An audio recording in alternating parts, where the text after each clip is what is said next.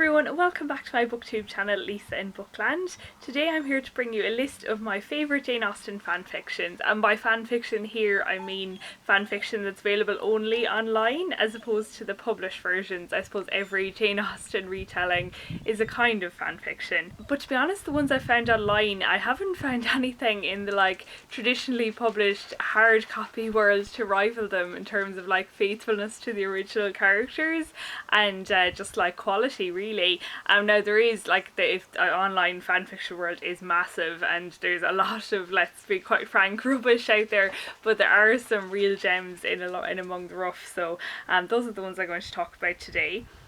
So for people, if you want to try and find some for yourself, for people completely unknown to the world of fanfiction, where were you during the 2000s, there are kind of two main websites. So there's fanfiction.net and there's A03, or Archive of Our Own. Personally, I much prefer A03. I think the quality is a lot higher there and I just prefer the way you can search, but everybody has their own preferences, I'm sure. So anybody can publish on these sites and most things are unreviewed by other people. Some people do get voluntary beta readers, but not many. So as I say, there can be some variation quality, but hopefully I've done some of the digging for you, and I hope this will be kind of a series that I do every year, because I know a lot of people kind of struggle with this prompt for Jane Austen July, and I think that reading online fanfiction is such a free and accessible way to do it. I know that people don't really like reading on their computer or phone. I certainly don't. What I actually do is I have a text-to-speech app and I just import the web file. A03 is good for this because you can import the entire work instead of separate chapters,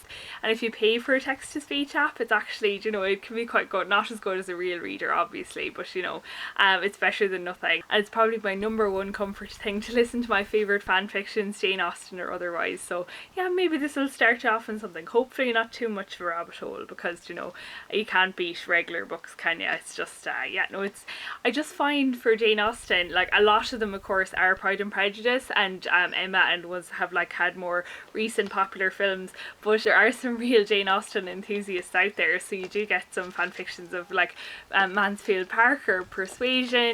You can decide yourself, I think, kind of how true you want to be to the original story. If you're willing to diverge from Jane Austen's endings a little bit, and I found this especially with Mansfield Park, which I certainly don't mind, because I know I'm one of many people that isn't a huge fan of the romantic pairing in that book. It's great for other reasons but not for the romantic pairing. The fanfictions kind of bridge that gap or give you an ending that might be more appealing for Fanny. I do actually think that Jane Austen would have quite agreed with the idea of fanfiction.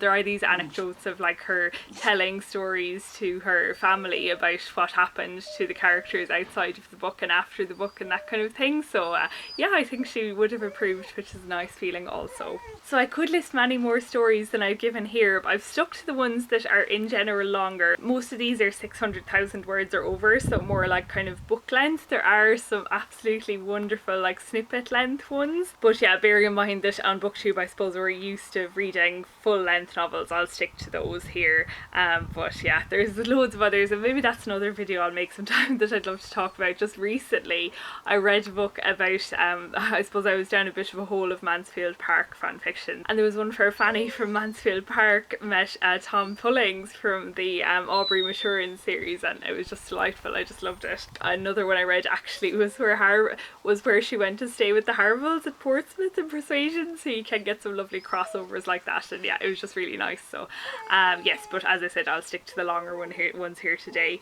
The one problem with fanfiction that I have to warn you about, I suppose, if you're unfamiliar with it, is it's completely unpaid and voluntary and all that, so unfortunately stories can remain unfinished. So to save you heartache, I have only listed complete ones here with one exception, and I'll leave that till the end as kind of a bonus recommendation. It's so good I couldn't leave it out, but yeah, maybe it will be finished someday, but yeah, it always breaks your heart a little bit if they're not. And one final warning is that because a lot of fanfictions kind of hinge on a change in the plot or an alternative ending for characters, or following the characters indeed after the book is complete, there will be spoilers for potentially all of Jane Austen's novels here, so enter with caution if you haven't read them all yet.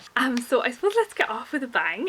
So the first ones I'm going to talk about are alternative stories for Pride and Prejudice, and these are probably, and I'm kind of think of them in the same story. And it's probably my second favourite one ever after R.H. Stewart's Narnia expansion, which I'll talk about another day because that is absolutely wonderful.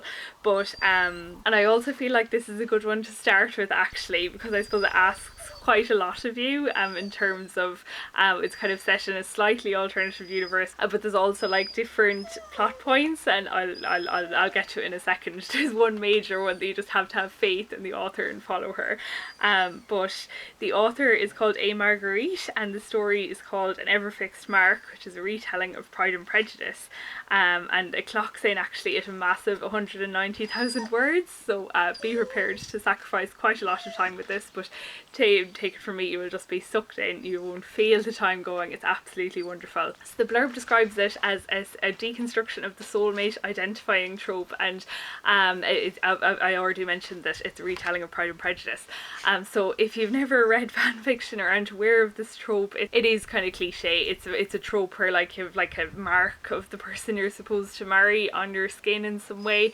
so like, you know, as I say, kind of eye rolly it sometimes, but this just does it so brilliantly, and I don't know, as it says on the tin, just deconstructs it, I suppose. So this is shown from the very start, so I'm just going to read you the start to give you a flavour. Start is: there was such a cultural veil of secrecy drawn about one's soul mark that it was not until Miss Elizabeth Bennet visited Mrs. Charlotte Collins, née Lucas, in Kent, that she saw Charlotte without ribbon, glove or bracelet or sleeve about her left wrist. "It is blank," said Elizabeth, all astonishment. "Yes," said Charlotte, studying her own wrist, "which is why I never claimed to be romantic." Isn't that brilliant? The author uses this trope to do so many things. Like, it causes so much confusion, there's so much trust about revealing, trust issues, I suppose, about who you reveal your soul mark to. There's loads of cultural norms built up around it, second loves, and just so much more. It also explores like same-sex relationships, because I suppose in this kind of world people are forced to accept them, even if they're not like universally liked, they kind of are forced into accepting them. And yeah, it's just, this also has like one of the most amazing portrayals of a bisexual character that I've ever read, and yeah, every time I've read I'm just like struck again by just the brilliance of the story, and yeah, it has made me pretty close to crying a good few times. It's just yeah, it's just brilliant. So I really don't want to give any spoilers to you and completely ruin your experience, but let's get the main thing out of the way. So the thing with fan fictions is you'll see at the start, because usually most of them focus around pairings. There are some that don't have any romantic pairings, but most of them do, and that'll be like at the start of the description. So the main pairing for this one, okay, trust me, it is Elizabeth and Colonel Fitzwilliam, and like you need to go with it, okay? Just believe me, it's fine, it's grand. You'll love all the characters in this. It's just, they're all done so well. There's so many other wonderful characters, like Colonel Fitzwilliam's sister Marjorie, who's like a born politician, and she's married this kind of man that she's figured out how to, not manipulate, that's a strong word, but like, you know, she knows how to make her way in life the way she can and achieve her ambitions that way. There's an army surgeon that's trying to push germ theory around this time and figure out that, and like the Darcys appear as well. Darcy has got a dog called Bosun, who is a delight, and it's just all told, I can't rave about this story enough, it's just all told in such a brilliant way.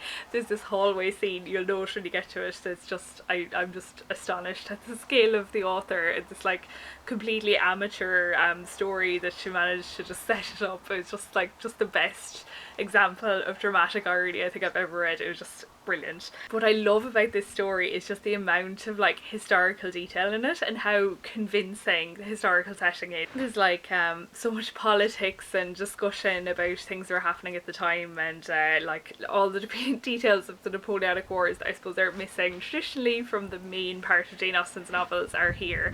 And it's just, yeah. So when you've finished that you don't have to stop there. The author got a comment about one scene in the story. Don't even look up the story until you have finished that one, because you will get big spoilers for An Ever-Fixed Mark. And it's called A Dalliance with the Duke, and it's slightly shorter, 170,000 words, but that just came from a comment to the author. Like, I suppose it's great that you can interact with the authors so directly as well. It's really fun. This like lives together in my head. Like, it's an alternative story of her own story, but like it's just, yeah, I literally can't make up my mind which ending I prefer more, even like usually whichever one I've read most recently. And this is her take on like a Harlequin romance, but like I think she started off probably intending it to be like comedy and not serious at all, and it turned into just something completely serious and absolutely wonderful, but still really funny. And yeah, the Duke in question is the Duke of Wellington. This one is much more explicit than A Never Fixed Mark, and yeah, like, it's just brilliant. I think I might prefer that one a tiny bit more, but oh, I don't know, like if I read A Never Fixed Mark again, because I read Dalliance of the Duke in June, I think, anticipating Jane Austen July, and you know, I can never make up my mind. Anyways, you just have to like read them both and come back and tell me which you preferred, because I would love to talk about them. What I really love about both these stories is they, like, I suppose with that thing about the soul marks, they are so different. Like, it's already in a different universe than Jane Austen's real characters, so they're like, although they live in my head as a brilliant story, I never get it mixed up with like the original story, because you know, they're so too separate. So, and that's really good as well if you feel like you're a little bit uncomfortable maybe with like tarnishing Jane Austen's original work. Maybe it's worth a try. So the story, like, as well as the whole universe, the actual story itself is significantly different from the point at which Elizabeth goes to visit Charlotte in Kent. So the next one I'm going to recommend to you is actually, it's a Persuasion retelling. Like, it's not really a Persuasion retelling, it's a Persuasion prequel and kind of a retelling. But what I love about this story, and this is what you get from fanfiction, I absolutely love the Crofts. I love Admiral and Mrs. Croft. They're just so funny and nice and appreciate Anne, and they're just wonderful. And this story actually is kind of the background of them. Well, I suppose it's more the background of Sophie and Frederick. It starts off with them being orphaned at a young age, and Frederick says he wants to go to sea, and Sophie, you know, they're from kind of an impoverished enough family, as we know from Persuasion, so Sophie has to enter service for a while, and yeah, it's just brilliant. I can find it hard to read, actually, strangely enough, a lot of Persuasion retellings, because I love Anne as a character so much, and I suppose I do like kind of like that. I don't mind reading about Anne, but I find it off-putting to read a story that focuses very much on Captain Wentworth, because he is kind of an enigma in the book, and I don't really want that like clarified. I don't know, I kind of prefer him being a little bit mysterious. Yeah, this story that just kind of follows, it does follow, as I say, from when they were young right up to the events of Persuasion, more from like Sophie's perspective, and if you like stories about siblings, this is for them. They're like other siblings. That's the vicar, also comes into it, so that's nice. And also, if you like reading stories about naval backgrounds or careers, also brilliant. Obviously I do. So yeah, oh, I forgot to even mention the name of the story. The name of the story is called Fair Winds and Homeward Sail by, and I can't actually think of the author at the moment, but I'll put it on the screen. So yeah, that's my recommendation for Persuasion. There's actually another recommendation for Persuasion coming up, but we won't mind that. So as I said, I've been kind of down a Mansfield Park rabbit hole, and there are actually so many more fanfictions out there about Mansfield Park than you would expect, and I think it's just because a lot of people aren't happy with the main pairing. I suppose it doesn't read very well to our 21st century sensibilities that Fanny married her first cousin, but also Edmund Bertram is so like underwhelming, and I don't know, it just I don't know, you kind of get this whiff of friend zone from him the whole time. I just, no, I'm not a fan. I find it hard to read the ending of that book sometimes.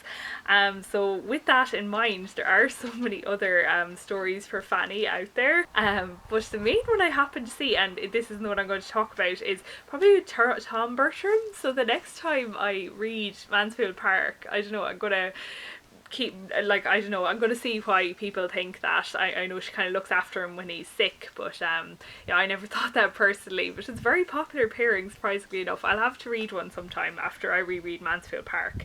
but the one I'm going to talk about, and I don't think I'm the only person that feels this way either, like it's a pity. I know she shouldn't really like go into with the opinion of like reforming him, but like Henry Crawford is actually a great character. So the fanfiction I'm going to talk about is Everingham by, again I forgot to write down the author, I'm sorry, I'll put it on the screen. But yes, so as you'll have gathered, this is Fanny and Henry retelling, but it really breaks off. Like, he didn't run off with Mariah, but I suppose decided he was going to stick with going after Fanny, and also obviously Edmund has to make a different decision than he does in the book. Things don't get quite that far, like that night doesn't happen. Edmund does end up marrying Mary Crawford, and then so I suppose Henry is on a mission to woo Fanny then, in a much more like and what I like about this is it's not like a really sudden transformation, it's just so gradual. And I suppose that you do get the feeling from Mansfield Park that Henry does really like Fanny, so yeah, it's just given more time in this story, and it just develops in such a beautiful way. And I suppose Fanny is written so well in the story as well, like she's not given any kind of flashiness or anything that you might expect to see. And I don't want to give spoilers for the story itself, but just the end, it's just the most beautiful and like realistic ending. Like I just loved it. So if you've ever been curious about Henry Crawford and Fanny and if they would have worked, maybe try this story. And like, yeah, it's written in such a complicated and mature way. I absolutely loved it. So I suppose another of Jane Austen's novels that you sometimes struggle with the pairings on are Sense and Sensibility. And I know I do like Sense and Sensibility, but I am on the side of a lot of people. I think that it's a nicer story to read about sisters than it is about romance. And yeah, like Edward and Eleanor, I can get behind that, but I don't know, Marianne and Colonel Brandon, maybe not quite so much. But I do really like Colonel Brandon, but I always just thought he'd be a great match for Eleanor, and I love their relationship, like just their friendship, I suppose, and she being that bit more mature, and I suppose I just thought he'd have suited her really well. And I'm not the only one that thinks that either, according to the fan fictions that are out there. So there's two fan fictions that I'd like to talk about for this one: An Unexpected Attachment by Umbrafix, and also Much Ado About Something by Daisy Ninja Girl. And it's interesting that they both start around the time that Marianne is out in the rain and gets ill and she's recovering, and I suppose that's kind of when you see like Colonel Brandon and Eleanor's friendship, so that's why the authors chose to start there. And yeah, I'm not really going to say much more about them. Like they're just very gentle stories, I suppose, where Eleanor and Brandon talk about their shared experiences, that not a huge amount happens apart from you know, what I've mentioned, just the growing friendship between them. I just find them really beautiful. And yeah, I don't know, just it's nice to think about alternative endings sometimes, isn't it, even if we obviously have to stick to the official authorised one from Jane Austen herself. That's obviously what she thought was best. It's just, I don't know, I just really like Colonel Brandon. So I haven't talked about two books yet, and I'm not going to, because believe it or not, I just haven't found any that I've really liked that were long ones, and they're Emma and Northanger Abbey.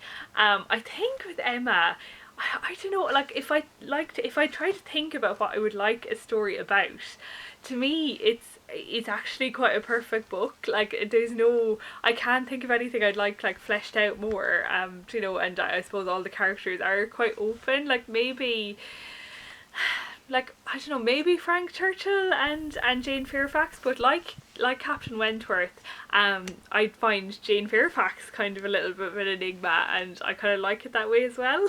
I actually really like Jane Fairfax as well.